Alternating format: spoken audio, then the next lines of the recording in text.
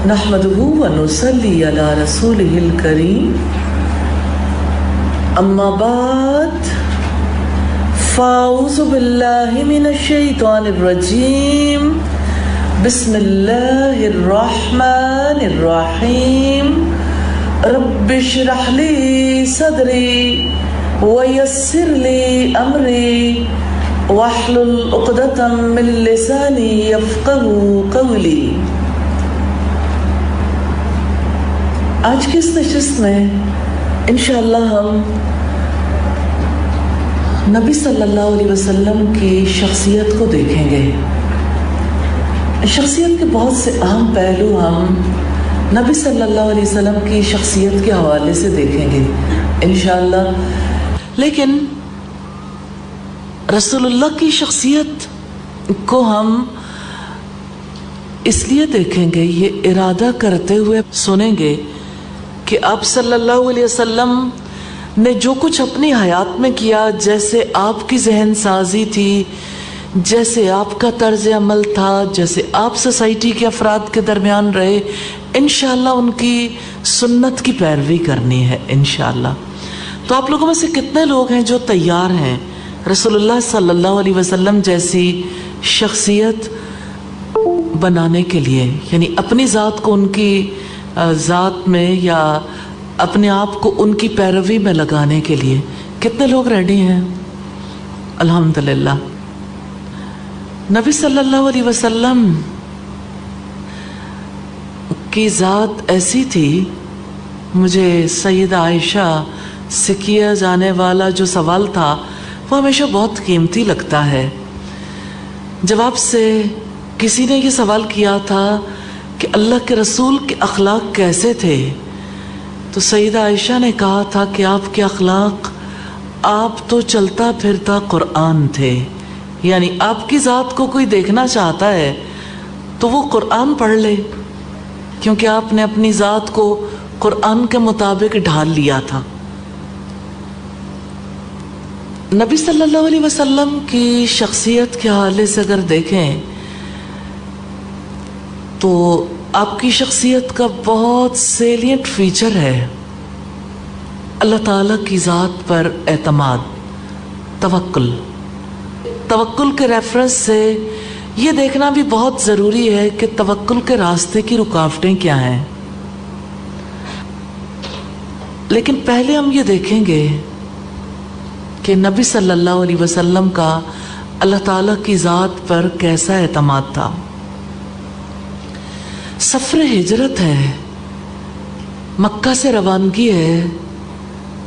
आप सल्लल्लाहु अलैहि वसल्लम जब रवाना होते हैं तो सरजमीन मक्का को मुखातिब करके कहते हैं, ऐ सरजमीन मक्का, तो दुनिया की सब ज़मीनों से ज़्यादा मुझे महबूब है। अगर मुझे यहाँ के रहने वाले ना निकालते तो मैं यहाँ से कभी ना निकलता। आप सल्लल्लाहु अलैहि वसल्लम जिस वक्त मदीना से रवाना हुए, उस वक्त आपका साथ देने वाले आपके रफ़ीक़े सफ़र सैयदना अबू बकर सिद्दीक़ रज़ी अल्लाह ताला अन्हु थे। सफ़र बड़ा ख़तरनाक था, मक्का के लोग आपकी जान के दुश्मन थे और पूरा यकीन था कि वो आपका पीछा करेंगे। इस वजह से आपने इंतहाई एहतियात के साथ ये सफ़र किया। हत्ता कि आप सल्लल्लाहु अलैहि वसल्लम ने मदीना जाना था, लेकिन आप उल्टे रुख पर चले और गारे सौर में पहुँचे, यानी आम रास्ते से हट के बिल्कुल ऑपोजिट रास्ते पे, ताकि किसी को ये ख्याल ना आए कि आपका रुख किस जानिब है। गारे सौर में आप सल्लल्लाहु अलैहि वसल्लम ने हज़रत अबू बकर सिद्दीक़ के साथ चंद दिन क़याम किया। मक्का के सरदारों को ये खबर हो गई जब आपने हिजरत की कि आप मक्का छोड़कर चले गए, तो उन्होंने आपका पीछा करने के लिए लोग रवाना किए ताकि आपको पकड़ लाएं और आपको कत्ल कर दें, नऊज़ुबिल्लाह। आप अभी गारे सौर में थे, तलाश करने वाले इतने करीब पहुंच गए, यानी बिल्कुल सर के ऊपर। आप जानते हैं गार तो पहाड़ के अंदर की तरफ होता है, تو سر پر کھڑے ہوئے لوگوں کو آپ صلی اللہ علیہ وسلم اور حضرت ابوبکر صدیق دیکھ رہے تھے. حضرت ابوبکر صدیق نے جب دیکھا کہ لوگوں کے ہاتھوں میں تلواریں ہیں اور وہ ہمارے سر پر ہیں, تو انہوں نے کہا اللہ کے رسول اگر یہ اپنے قدموں کی طرف دیکھ لیں گے تو ہمارا پتہ پا لیں گے. آپ نے یہ بات سنی, اعتماد کے ساتھ آپ نے فرمایا یا ابا بکر, اے ابو بکر, ما ظنک باثنین اللہ ثالثہما, اے ابو بکر تمہارا ان دو کے بارے میں کیا خیال ہے جن کے ساتھ تیسرا اللہ تعالی ہو. حافظ ابن کثیر نے اپنی سیرت کی کتاب میں سے والیوم 2 پیج 243 پر تحریر کیا ہے. نبی صلی اللہ علیہ وسلم کی زبان سے نکلنے والی بات اتنی عظیم ہے, پوری انسانی تاریخ میں اس کی کوئی دوسری مثال نہیں ملتی. اس وقت آپ انتہائی خطرناک حالات میں تھے, لیکن اللہ کی ذات پر اعتماد اس قدر بڑھ گیا تھا کوئی طوفان اس کو متزلزل نہیں کر سکتا تھا. یہی اعتماد, یہی توکل تھا جس کی وجہ سے اتنے پرخطر حالات میں آپ کی زبان سے اتنے پیارے کلمات نکلے, اے ابو بکر تمہارا ان دو کے بارے میں کیا خیال ہے جن کے ساتھ تیسرا اللہ ہے. اب سوچیں یہ جتنا اس چھت کا فاصلہ ہے نا, شاید اس سے بھی قریب, یہاں قدم ہے, یہاں نیچے رسول اللہ اور حضرت ابو بکر بیٹھے ہیں, اور نیچے جھانک کے دیکھیں تو اندر کا منظر صاف دکھائی دیتا, لیکن دل سکون میں ہے. کہ آپ کا دل چاہتا ہے کہ تنگی ہو, آسانی ہو, بہت بڑی مصیبت ہو, یا زندگی میں زلزلہ سا لے آنے والے حالات ہوں, ہم پرسکون رہیں؟ کیا آپ کا جی چاہتا ہے کہ آپ سکون میں رہیں؟ سکون بہت بڑی دولت ہے. یہ سکون اپنی ذات پر اعتماد سے نہیں آتا, اور حقیقت یہ ہے کہ توکل کے راستے کی رکاوٹ اپنی ذات کی طرف دیکھنا ہے. بس سادہ سی بات ہے. جب کبھی کوئی کام کرنے لگے, جب کوئی صورتحال پیش آئے, مصیبت میں گھرے ہوئے ہوں, جب کوئی نقصان ہو جائے, جب کسی مشکل میں پھنس جائیں, تکلیف دہ حالات میں گھر جائیں, اس وقت جب انسان اپنی طرف دیکھتا ہے گھبرا اٹھتا ہے. گھبراہٹ بتاتی ہے کہ بندے کا رخ اپنی ذات کی طرف ہے, اور اس کے مقابلے میں سکون یہ بتاتا ہے کہ بندے کی نظریں رب پر جمی ہوئی ہیں. اللہ رب العزت نے فرمایا, سچی بات ہے, آپ کے دل کو یقین ہے, وَمَن يَتَوَكَّلْ عَلَى اللَّهِ فَهُوَ حَسْبُهُ, جو کوئی اللہ تعالیٰ پر اعتماد کرتا ہے اللہ تعالیٰ اس کے لیے کافی ہو جاتا ہے. زندگی میں آپ نے کسی پر تو اعتماد کرنا ہے, خود پر کر لیں, اپنے جیسوں پر کر لیں, یا اپنے رب پر کر لیں, لیکن یہ بات یاد رکھیے گا,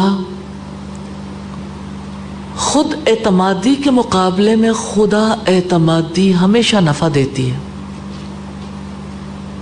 اور یہ دل کی عبادت ہے. خدا اعتمادی کا نام ہی توکل ہے. آپ کچھ بھی کرنا چاہیں, اس موقع پر کرنے والا کام ایک ہی ہے, اپنے رب پر اعتماد کر لیں.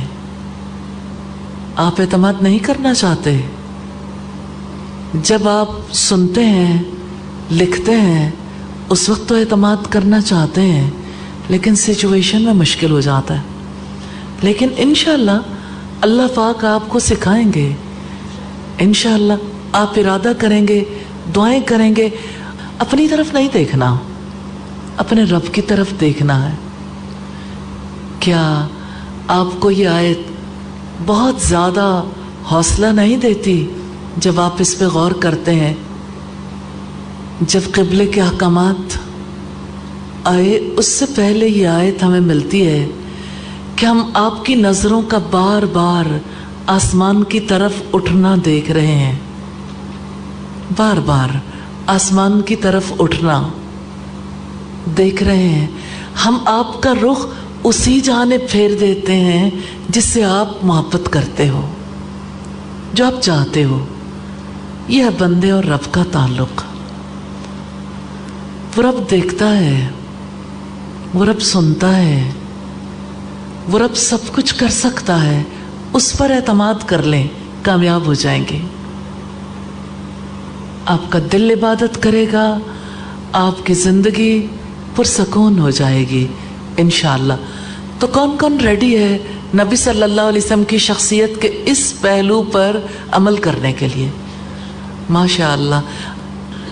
آپ اللہ سے دعا کر لیجئے کہ ہم رسول اللہ کی پیروی کرنا چاہتے ہیں، اور جب آپ دعا کریں گے تو اللہ تعالیٰ یقیناً آپ کی دعا رد نہیں کرے گا، یا بھی قبول ہو جائے گی یا پوسٹ پون ہو جائے گی، یا اجر ضرور ملے گا۔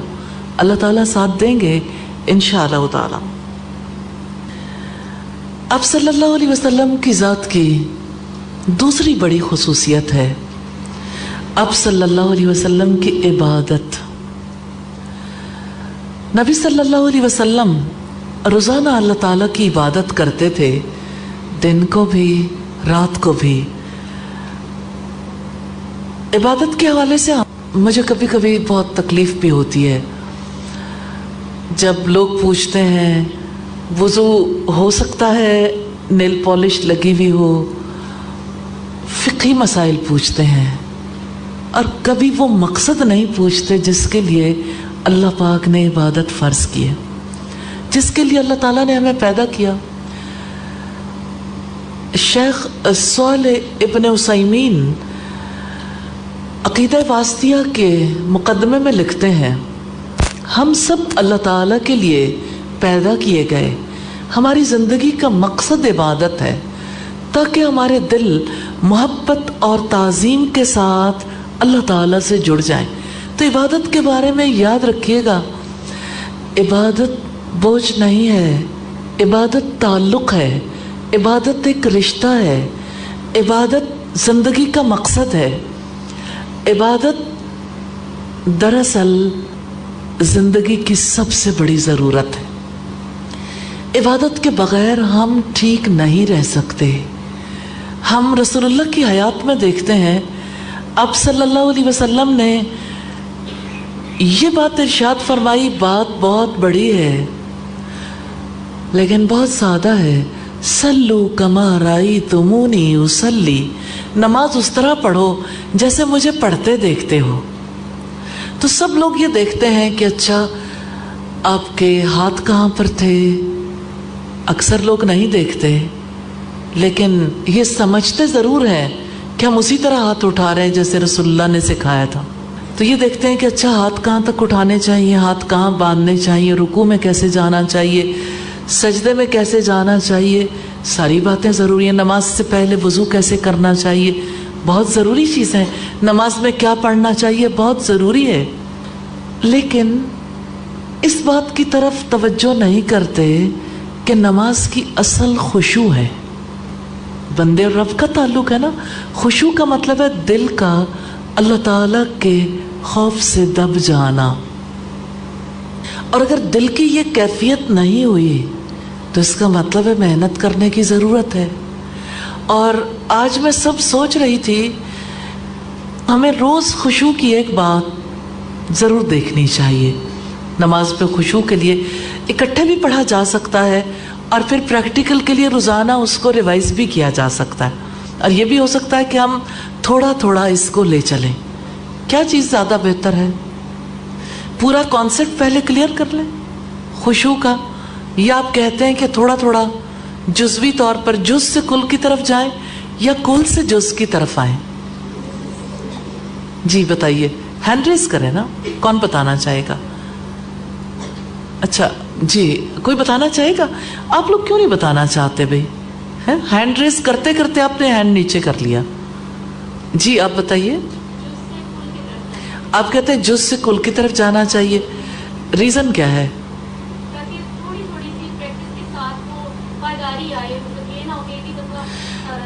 پائیداری کے لیے یہ تو ضروری ہے کہ تھوڑا تھوڑا کریں، لیکن جب آپ کو پتہ ہی نہیں کہ وہ ہے کیا.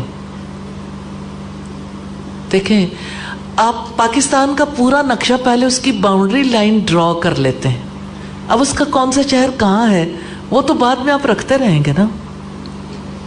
لیکن یہ کہ اگر آپ کو یہ پتہ ہی نہ ہو کہ پاکستان کی کیا جغرافیکل پوزیشن ہے اور اس کا کتنا ایریا ہے، تو آپ باقی چیزوں کے بارے میں جان بھی لیں تو آپ کو کبھی واضح نہیں ہوگا کہ پاکستان کیسا ملک ہے، دنیا کے ملکوں میں اس کا کیا مقام ہے، یا جغرافیکلی آپ اس کے بارے میں کچھ بھی بتانے کی پوزیشن میں نہیں ہوں گے.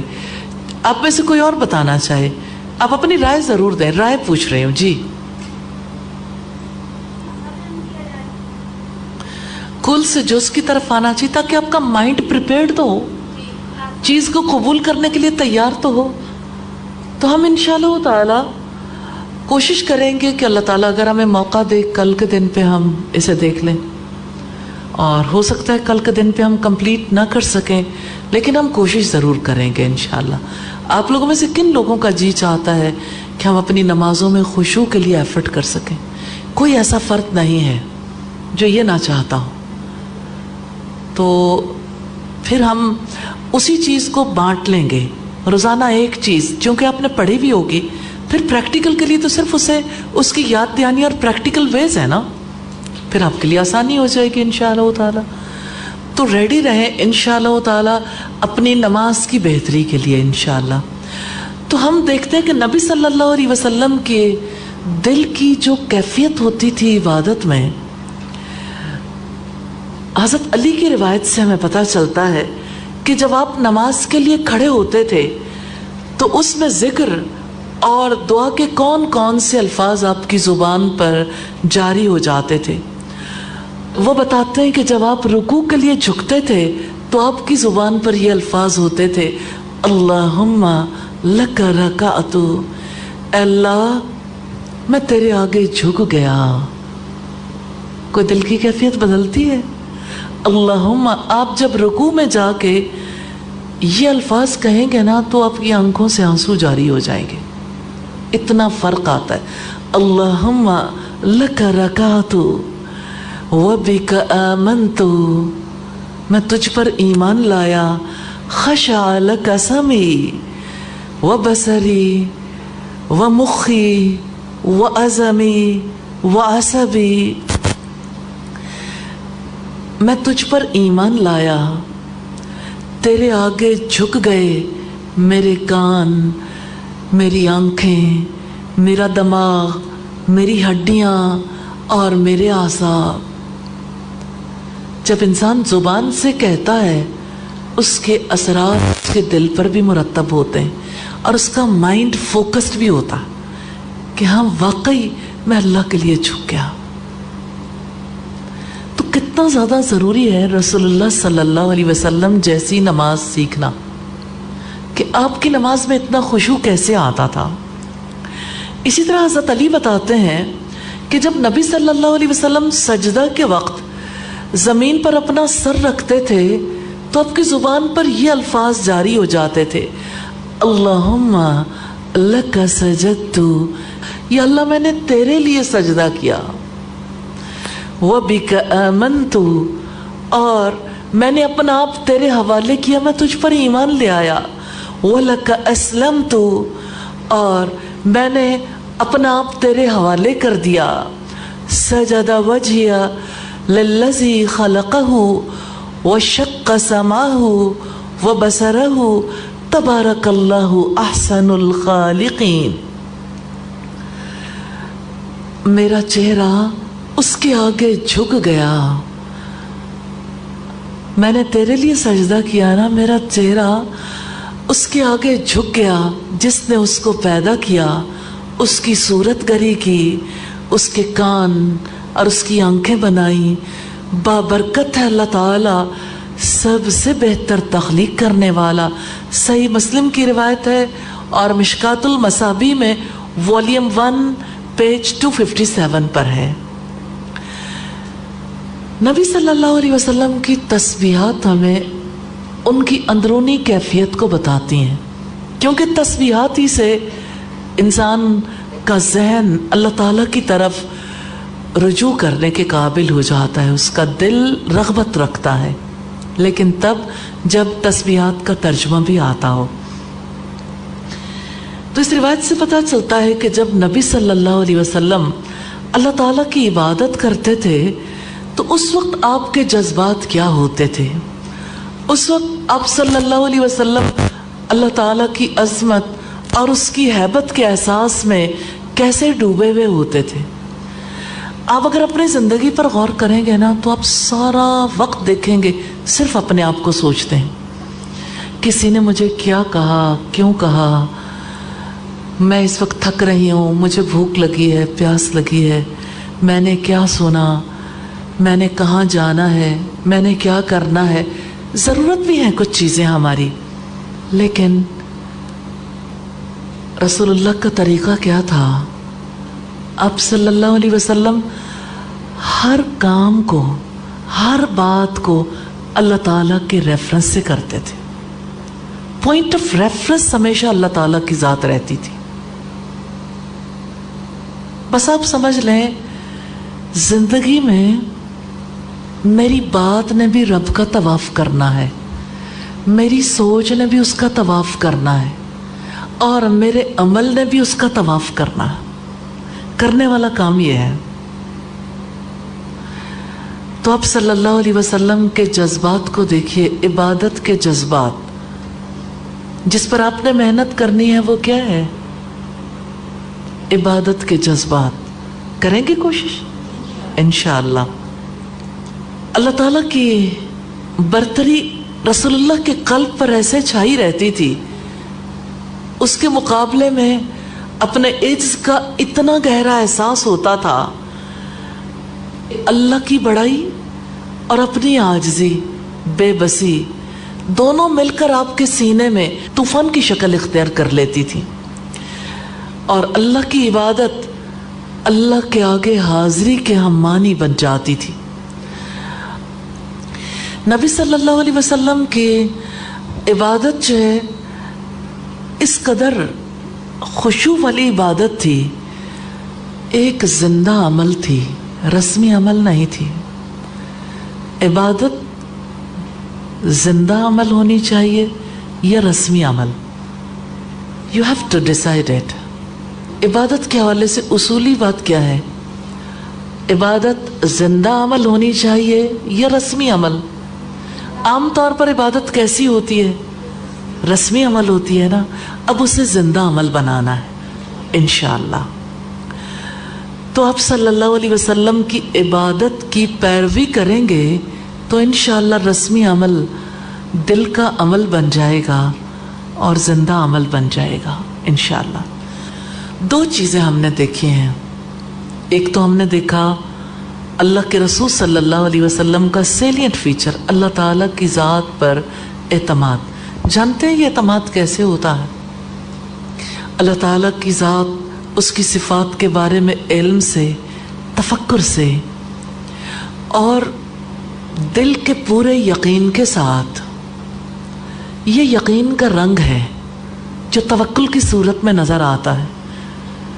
آپ اپنی زندگی پر اللہ کا رنگ دیکھنا چاہتے ہیں تو اپنے اعتماد میں دیکھیے، آپ اعتماد کس پر کرتے ہیں، توکل کس پر کرتے ہیں۔ اور دوسری بات ہے جو آپ صلی اللہ علیہ وسلم کی زندگی میں ہمیں نظر آتی ہے، عبادت کا رنگ۔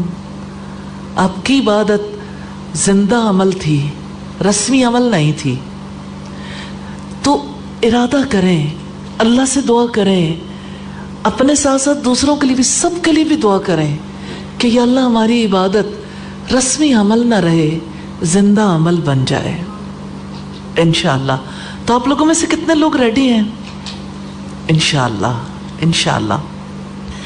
کیا آپ سمجھتے ہیں کہ اس کی وجہ سے آپ کے اندر کوئی تبدیلی آئے گی؟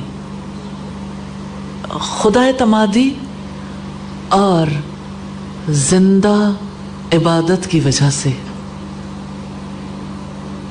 عبادت میں جب روح پھونکی جائے گی، کیا آپ کی زندگی میں کوئی چینج آئے گی؟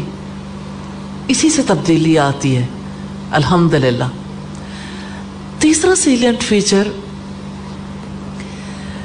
नबी सल्लल्लाहु अलैहि वसल्लम की नुमाया खुसूसियत थी, आप मुस्बत मिजाज के हामिल थे। आपका मिजाज कैसा है? आप टची होते? मनफी मिजाज है ना, रिएक्शन बहुत लगता है। तो रसूलुल्लाह सल्लल्लाहु अलैहि वसल्लम की हयात में हम देखते हैं आपको रिएक्शन नहीं लगता था। क्या आप चाहते हैं कि आप अपने मिजाज को रसूलुल्लाह के मिजाज के मुताबिक ढाल लें? चाहते हैं? इंशाअल्लाह फिर अल्लाह से मदद मांगिए। सबसे पहली बात तो ये है कि नबी सल्लल्लाहु अलैहि वसल्लम की तरबियत बराह रास्त अल्लाह रब्बुल इज़्ज़त ने की थी। ये बहुत बड़ा फैक्टर है। अल्लाह ताला की जानिब से जो रहनुमाई आपके पास आती थी, उस रहनुमाई को मुस्बत मिजाज की तामीर कहा जा सकता है कि मुस्बत होने के लिए रब्बुल इज़्ज़त ने आपसे जो कुछ कहा आपने उस पर अमल किया। हकीकत यह है कि इस दुनिया में रहते हुए हर किसी के साथ ऐसे वाक़यात पेश आते हैं जो बज़ाहिर बहुत नाखुशगवार दिखाई देते हैं। नबी सल्लल्लाहु अलैहि वसल्लम की ज़िंदगी में बेशुमार वाक़यात हैं और एक दिन में भी बेशुमार वाक़यात पेश आते थे। ऐसे वाक़यात में अल्लाह ताला की जानिब से आपकी रहनुमाई की गई कि आप एक गैर मुवाफ़िक वाक़े में किस तरह से मुवाफ़िक पहलू तलाश करेंगे। गैर मुवाफ़िक यानी जो आप नहीं चाहते, उसमें कैसे मुवाफ़िक पहलू को तलाश करेंगे।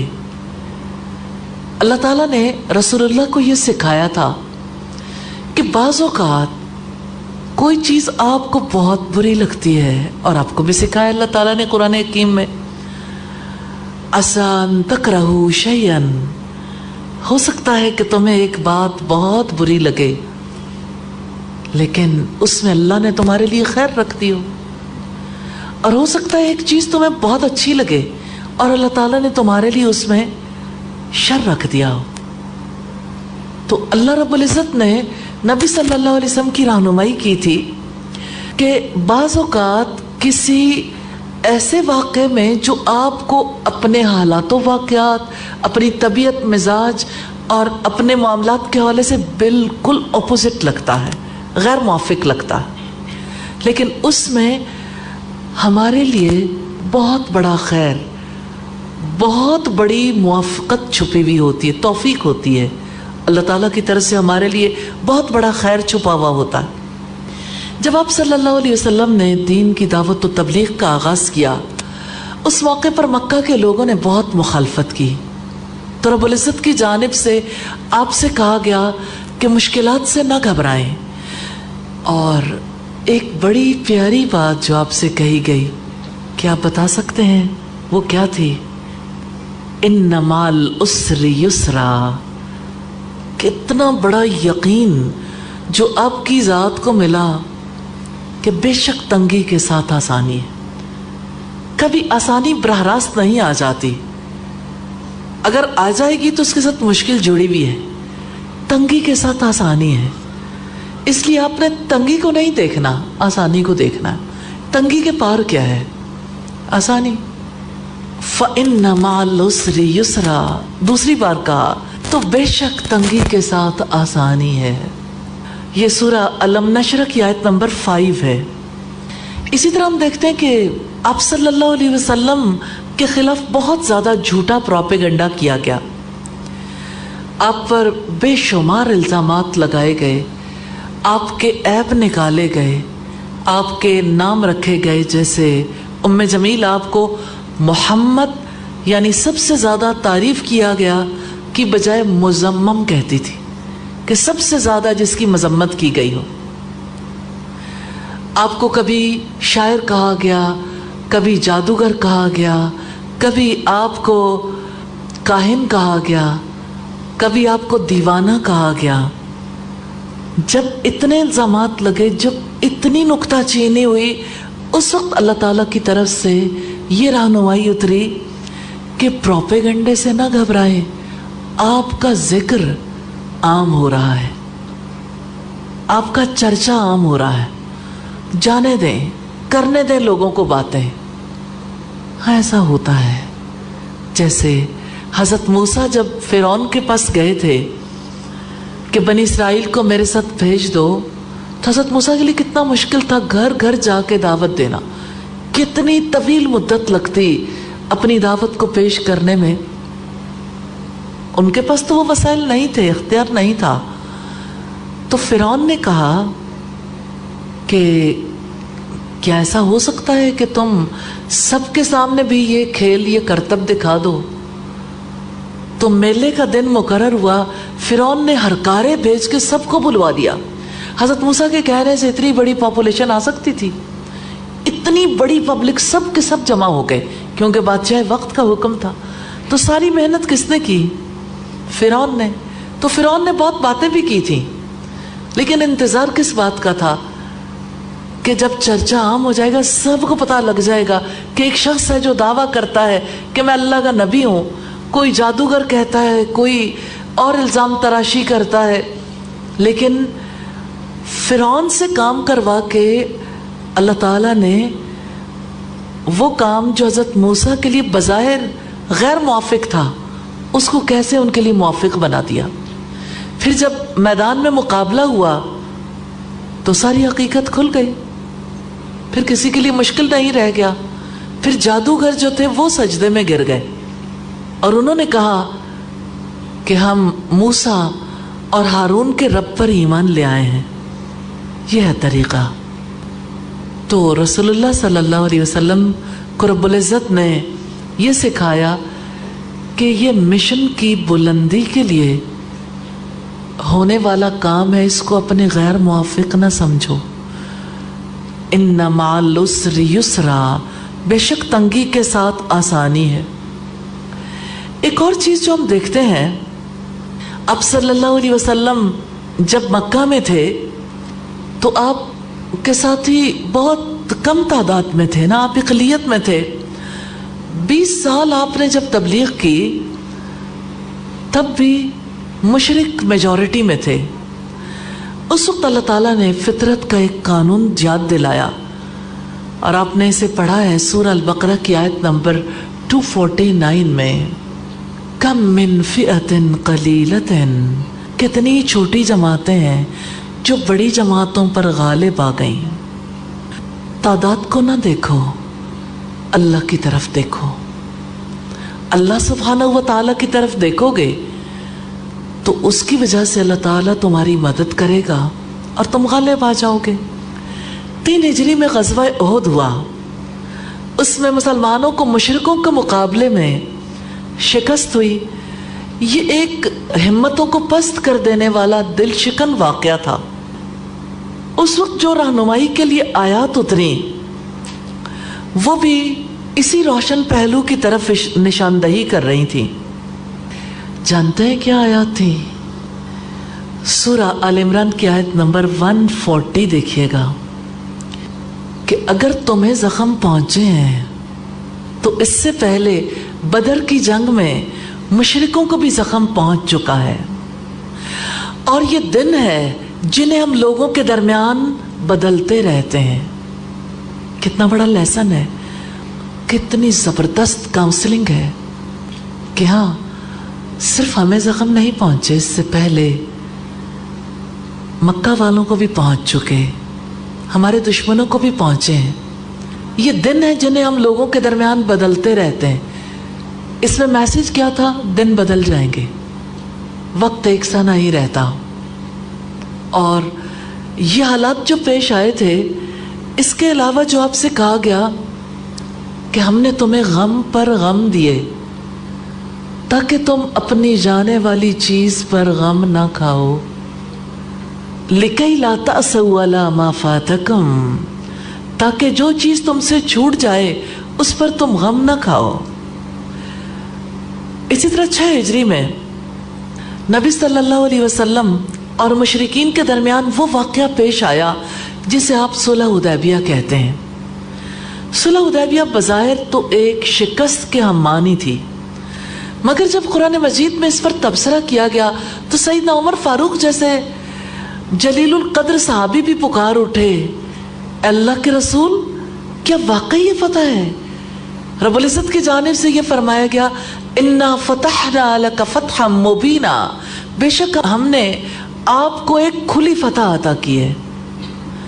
تو یہ کھلی فتح تھی، لیکن حضرت عمر کو بھی سمجھ نہیں آ رہی تھی کہ یہ کیسے فتح ہوگی، یہ تو شکست ہے، کیونکہ اس کی شکیں اس نوعیت کی تھیں کہ مکہ سے جو فرد مدینہ آئے گا اس کو واپس کر دیا جائے گا، مدینہ سے جو مکہ جائے گا اس کو واپس نہیں کیا جائے گا۔